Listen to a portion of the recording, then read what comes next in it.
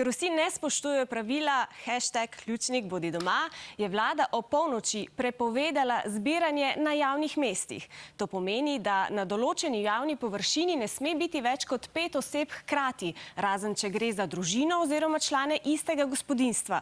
Še vedno gredo lahko starši v službo in po nujnih opravkih.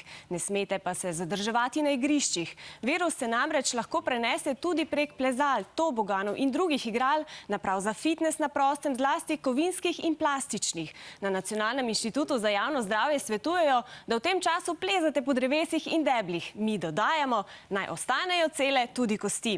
Vsega tega pa ne počnite v skupini, torej ne zadržujte se tam, kjer so drugi ljudje. To je zdaj prepovedano. Poskrbite za varnostno razdaljo.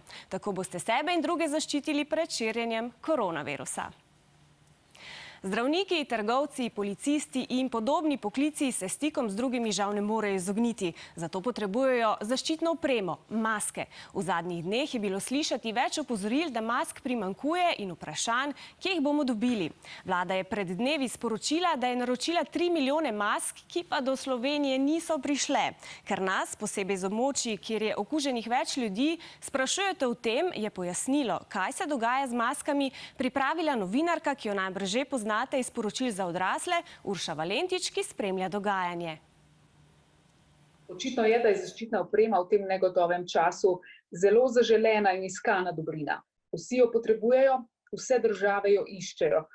Najbolj nujno jo potrebujejo zdravstveni delavci, ki delajo z obolelimi. Zanje je ta oprema res vitalnega pomena. Zapleta pri dobavi te opreme v Slovenijo sta bila vsaj 2. Oprema bi morala prispeti v Slovenijo prek Italije, pa je izginila neznano kam. Ne vemo, kaj se je v resnici zgodilo s temi 3 milijoni mask. Obstaja pa sum, da je nekdo te maske za več denarja prodal v drugo državo. Zato zdaj zadevo preiskuje policija. Upamo, seveda, da bodo dovolj velike zaloge te zaščitne opreme čim prej prišle do tistih, ki jih najbolj potrebujejo.